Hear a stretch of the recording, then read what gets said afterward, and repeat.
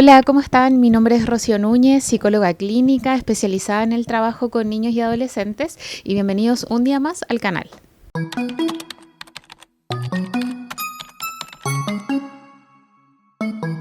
Bueno, luego de 5 meses sin subir nada al canal, he vuelto. Y bueno, esto porque este espacio siempre me ha parecido uno que podemos sacarle provecho justamente para pensar en conjunto algunas cosas respecto al psicoanálisis, contextualizado, ¿cierto?, en el trabajo clínico con población infanto-juvenil. Bueno, primero que todo, contarles que durante estos 5 meses han pasado muchas cosas. He estado con harta pega, y quizás lo más como personal e importante que pasó durante estos 5 meses fue que, como comenté en el último video que subí, falleció mi gatita Mila. La Mila tenía casi 9 años y falleció por una enfermedad renal. La verdad es como bien común en los gatos, pero siempre muy terrible cuando uno pierde una... Bueno, a propósito de este otro que está acá, como bien terrible cuando uno pierde a un integrante de la familia que es tan importante como lo era ella para mí. Como les decía, la Mila tenía casi 9 años, ahora ella murió en mayo, en septiembre de este año ella iba a cumplir los 9, y la verdad es que ha sido como un proceso de duelo bastante largo, según como mi perspectiva, porque hasta el día de hoy, por supuesto, creo que me pesa mucho su ausencia y es algo como que sigo tramitando hasta el día de hoy. De hecho, quizás, por ejemplo, contarles que una de las maneras que yo misma tuve para poder tenerla siempre como algo más bien significativo para mí, y que quizás desde el psicoanálisis también podríamos entender en torno a la relación con nuestro cuerpo, es que yo decidí tatuarme a la Mila, como una forma, como les decía, de llevarla siempre conmigo, como una cuestión de la imagen, inclusive, como de mirarla. Por ejemplo, yo a mis amigos siempre les decía que la Mila tenía como unos ojos muy particular que a mí como que me cautivaban mucho. Entonces yo, cuando decidí tatuármela, elegí una imagen en particular que mostrara mucho sus ojos, y bueno, el resultado fue muy bueno. Entonces como que estoy muy contenta de haber tomado esa decisión para, en este proceso de duelo, que esta imagen que yo tenía como en mi cabeza también estuviera viva conmigo, ¿no? Y bueno, a propósito de eso, como les decía, que es un duelo que sigo tramitando hasta el día de hoy, la verdad es que estos días estuve pensando mucho como en las pérdidas, como en la muerte, lo que uno va perdiendo en verdad. A propósito de que, recién el pasado 27 de octubre, que fue este reciente lunes, en donde, según la tradición mexicana, los animalitos, ¿cierto?, que ya no están con nosotros y ya trascendieron, vuelven a este plano y uno les hace un altar. De hecho, yo misma le preparé un altar a la Mila. Entonces, estuve pensando mucho como en las pérdidas, en la muerte, pensando que se nos aproxima Halloween, ¿cierto?, el 31 de octubre, o Día de Todos los Muertos, si es que lo seguimos pensando desde la tradición mexicana, etcétera. Entonces, he estado pensando mucho como no solo en la Mila y su partida en mayo pasado, sino que, como les decía, como las muertes, pero más que las muertes, como las pérdidas en general, también porque, a propósito de esto, estas mismas cuestiones más sociales, ¿cierto?, aparecen estos temas en las sesiones con los propios pacientes, ¿no? Entonces pensaba, como les decía, como en estas pérdidas y duelos por los que durante la vida y las diferentes etapas por las que transitamos tenemos que ir atravesando, ¿no? Desde duelos, por ejemplo, al ir creciendo, o duelos ya más como concretos cuando uno pierde a un ser querido, etcétera. Y como finalmente es como el objetivo de este canal, la idea de hoy es como pensar estas pérdidas o estos duelos echándole mano a teoría psicoanalítica, y qué mejor que pensar en este texto tan célebre de Sigmund Freud respecto a duelo y melancolía.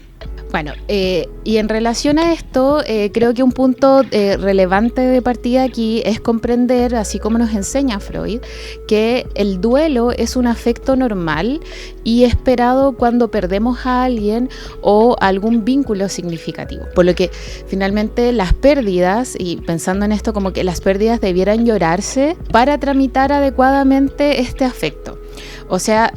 finalmente es importante y esperable darle un espacio a aquello que nos remueve esta pérdida y luego aprender a vivir con esa pérdida o transformarla en otra cosa, puesto que en general hablamos de pérdidas de forma radical, ¿no? Es decir, como en donde o se nos ha muerto un ser querido o también porque una relación, un vínculo ya no será como lo era antes, o una pérdida al enfrentar como ciertas expectativas respecto a lo que nosotros creíamos respecto a una persona o un vínculo, ya no es así o ha cambiado de forma radical o definitivamente ya no está porque esa relación se perdió. Bueno, y aquí me parece esencial esto, finalmente comprender los duelos como un proceso normal que nos ocurre cuando experimentamos algo de estas características. Y lo pienso porque hasta el día de hoy he escuchado en el mundo adulto, desde una mirada súper adultocéntrica por supuesto, decir cosas como que los niños, solo por ser niños, como que no se dan cuenta de estas pérdidas, o como si los niños no lograran registrar afectos como más intensos que son los esperados cuando perdemos a alguien. Y spoilers, como los niños también son sujetos y sufren duelos y pérdidas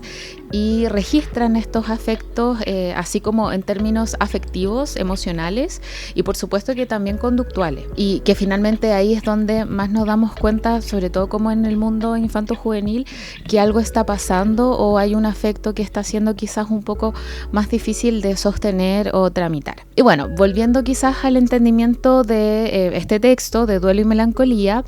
tenemos entonces que por un lado el primero, es decir, el duelo, es un estado esperado al sufrir una pérdida y que, como dice Freud, finalmente también se juzga como inoportuno o inclusive dañino perturbar ese proceso. Es decir, es necesario que la persona viva estos afectos quizás más como angustiosos respecto a la pérdida, porque sabemos que después de pasar un tiempo la persona va a retomar su vida y estos afectos que en algún momento fueron más angustiosos luego van a bajar de intensidad. En cambio, por otro lado, cuando hablamos de la melancolía, esta melancolía se va a caracterizar por un profundo pesar, en donde la persona tiende como a desinteresarse por el mundo que lo rodea, inhibiéndose actividades que a lo mejor hacía de forma cotidiana, ¿cierto? Generándose a su vez entonces una de las características más como relevantes quizás de este cuadro, que es que las personas melancólicas comienzan a autorreprocharse y también a autodenigrarse, como si necesitaran ser castigadas quizás por algo que hicieron, por ejemplo, pero que todo queda como bien enigmático porque no se conoce quizás del todo qué es eso que están haciendo tan mal para merecer esos autorreproches o autodenigraciones. Y a todo esto Freud lo nombra como perturbación del sentimiento de sí. Aquí entonces, para pensarlo quizás con mayor claridad, puedo darles como ejemplo cómo yo viví la muerte de mi gata, que si bien sigo extrañando hasta el día de hoy, como les decía, porque finalmente el objeto de amor, que es ella, ¿cierto? El objeto de amor perdido, que ya no está, que muere, sigue existiendo psíquicamente conmigo. Pero logro rearmar mi instancia psíquica yoica, ¿cierto? Al mantener, por ejemplo, mi interés en cosas del mundo exterior. Entonces, como por ejemplo, si bien yo estaba muy triste, logré, por ejemplo, seguir trabajando, seguir cuidando a mis otros gatitos,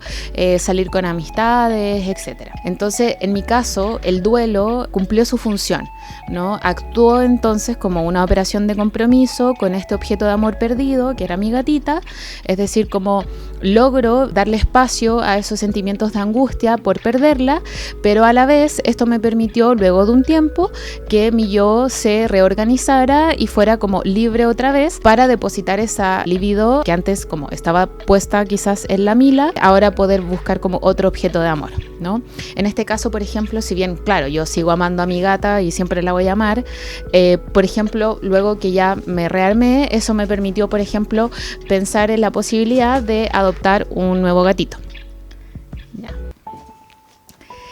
Y por el contrario, lo que sucede en la melancolía es que la pérdida del objeto amado o la pérdida de una naturaleza más bien ideal, es decir, como de la idea, en donde lo que se pierde es, como les decía, esta idea respecto al lugar que era ocupado por ese objeto de amor, funciona como una pérdida de objeto sustraída de la conciencia. O en otras palabras, quizás algo más concreto, la persona sabe a quién perdió, quién ya no está, pero no sabe qué cosas de sí mismo perdió con este que ya no está. Oh, sí, ya pues. A partir de esto vemos que en la melancolía entonces las inhibiciones se presentan como enigmáticas, como les decía. Es como que no logramos comprender del todo qué es lo que la persona perdió, puesto que en esta pérdida melancólica no solo se llora a quien no está, sino que la parte de uno mismo que se fue con ese objeto de amor, generándose lo que llamamos un empobrecimiento yoico. Si en el duelo vemos que el mundo externo ha perdido algo porque ya no está esa persona que amábamos, o en este caso, por ejemplo, en el mundo exterior ya no estaba mi gatita porque falleció, en la melancolía quien pierde algo no es el mundo exterior, sino que uno mismo. Y en este punto es posible comprender por qué en personas que están tramitando una melancolía mantienen una posición llamada como una posición indigna de sí mismo,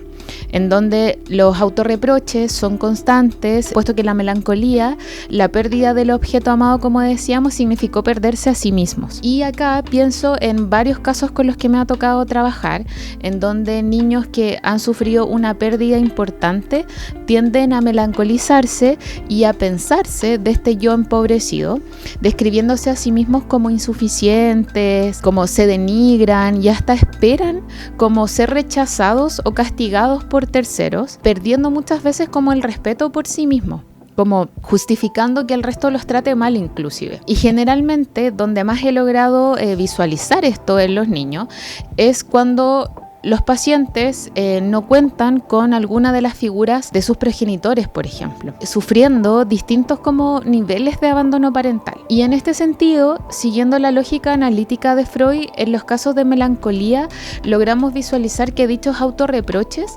serían en el fondo reproches contra el objeto de amor perdido, pero que han rebotado sobre el yo propio. Freud acá nos dice que todo eso rebajante que dicen de sí mismos los pacientes, en el fondo lo dicen de un otro. Bueno, para entender esto de mejor forma, Freud nos dirá que en el caso de la melancolía, cuando se pierde el objeto de amor, la libido libre no logró desplazarse a otro objeto y rebota en el yo del sujeto.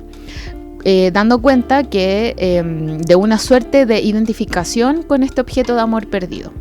Así, al mantenerlo en el yo, la pérdida no es 100% real, como que una parte de dicho objeto amado se queda conmigo. Y aquí, pensando en el mundo infanto-juvenil, es importante considerar que los niños se encuentran en un proceso de construcción de su aparato psíquico, en donde instancias psíquicas como el yo aún se encuentran en menor o mayor medida, según cada persona, en un nivel de dependencia psíquica hacia estas figuras primarias. Entiéndanse aquellos que cumplen tanto la función materna como la función paterna. De esta forma, cuando una de estas figuras se pierde como objeto de amor, muchas veces como pérdida ideal, como decíamos, es decir, no que haya fallecido realmente, sino que el vínculo con esta figura se quiebra o desaparece, se logra comprender por qué se tramita esta pérdida desde una posición más bien melancólica, al estar la instancia yoica infantil aún anexada o dependiente del yo de dicha figura significativa. En relación a esto, también puede quedarnos más claro al pensar en aquello que nos menciona Freud, que es probable que en casos de melancolía debió existir una fuerte fijación al objeto de amor y por ende una identificación con dicho yo. Y que según Freud, otros autores como el que él mismo cita en este texto, que es Otto Rank, mencionan que esto se daría finalmente a partir de una elección de objeto de base narcisista, muy propio de lo que ocurre en los estadios más infantiles, en donde aún hay elementos narcisistas que ayudan a construir el aparato psíquico de los niños. De hecho, para ser más preciso, Freud ubica este tiempo narcisista en la fase oral del desarrollo libidinal, propio de los primeros estadios del desarrollo de los bebés, en donde se quiere incorporar el objeto de amor devorándolo. Y así ocurre lo que mencionaba con anterioridad, en donde hay casos en los que los pacientes que han sufrido una pérdida de objeto de amor, alguna figura primaria, como decíamos, tiende a tramitarse esta pérdida desde una posición melancólica y es muchas veces a través de los autorreproches o autodenigraciones que se trae a la escena actual a esa figura ausente. Ya sabemos que esos reproches se dirigen en el fondo a este otro que ya no está. por así decirlo, es preferible traer a esta figura de vuelta aun cuando duele que no tenerlo realmente. Por eso, muchas veces no logramos comprender desde la lógica quizás por qué algunos pacientes, aun cuando ellos mismos en sus sesiones nos relatan experiencias dolorosas con esta figura primaria, se empeñan por mantener algún tipo de vinculación con esta figura,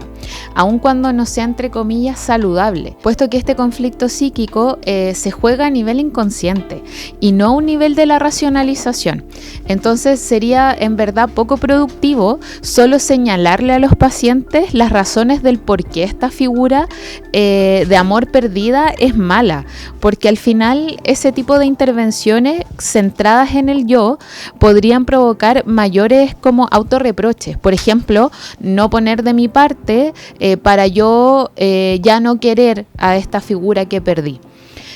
Cuando la conflictiva, como decíamos, tiene que ver más bien como en cómo esa instancia yoica, o si se quiere en términos más concretos, eso que es propio de mí mismo, aún está identificada con aquel que ya no está. De esta forma, el trabajo en estos casos debiera centrarse en historizar con el paciente a modo de reconstrucción de su vínculo con dicha figura primaria.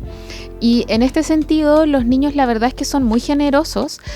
al pensar este tipo de cosas a través del juego y del dibujo, en donde uno puede ir pensando con ellos el tiempo que representan cada una de estas producciones y centrarse por sobre todo en estas fantasías inconscientes que mantienen respecto a este vínculo con este objeto de amor perdido. Y desde el psicoanálisis es esto con lo que uno trabaja, más que con cómo pasaron las cosas realmente, se pone en énfasis en cómo los niños recibieron esa experiencia de vida y cómo la metabolizan psíquicamente. Y así finalmente no solo estamos pensando una psicoterapia desde una teoría psicoanalítica, que en verdad lo que nos ayuda al psicoanálisis es solo a generar como elementos comprensivos de lo que está viviendo el paciente, de estos fenómenos psíquicos de la vida anímica infanto-juvenil en este caso, sino que además vamos a pensar su lugar como sujetos, en donde ellos, niños, niñas y adolescentes, activamente van construyendo no solo su aparato psíquico y las instancias que lo constituyen,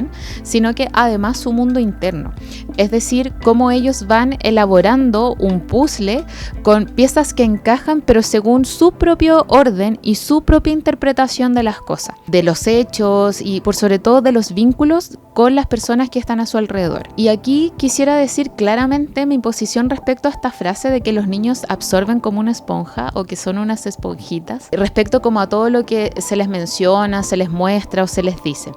Y mi posición es de rechazo absoluto frente a esa frase o a esta idea de que los niños son una esponja, porque los niños no solo absorben información como si solo estuvieran ahí quietos y solo reciben de otros, como introyectando estas cosas sin preguntarse nada.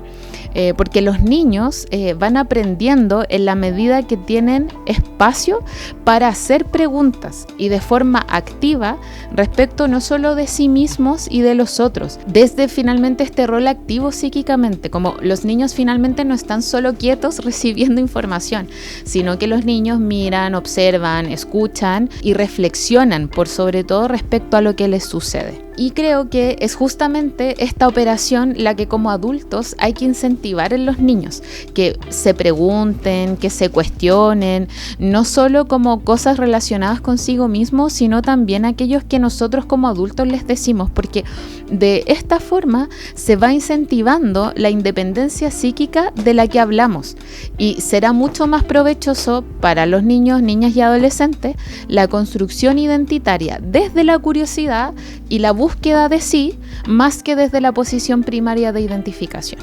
Bueno, espero que les haya gustado este nuevo video y esta reflexión respecto a duelo y melancolía. Siempre uno se queda con muchas cosas en el tintero cuando empieza a hablar de estas cosas, pero me parece que es como unas pequeñas como posiciones, ideas y reflexiones para poder partir pensando esto, ¿no? Como porque muchas veces cuando uno lee psicoanálisis, por ejemplo, o el psicoanálisis más tradicional, quizás se queda solo como, ok, esto pasa en la vida anímica de los adultos y desde las estructuras neuróticas, pero vamos viendo cómo muchas veces esto lo vamos encontrando, por supuesto, que en la vida anímica infanto-juvenil, que si bien, como decíamos, hay un aparato psíquico en construcción, hay instancias psíquicas que se van estructurando en este espacio de la vida infantil, por supuesto que hay mucho que decir al respecto, así como lo hacemos en este u en otro video. Así que eso, espero que les haya gustado. No olviden suscribirse o comentarme respecto, bueno, no solo a qué les pareció como este video u otros, sino que también comentarme alguna idea respecto a qué otras cosas pudiéramos como pensar acá en el canal. Así que eso, espero que estén muy bien y ya nos vemos en un nuevo video.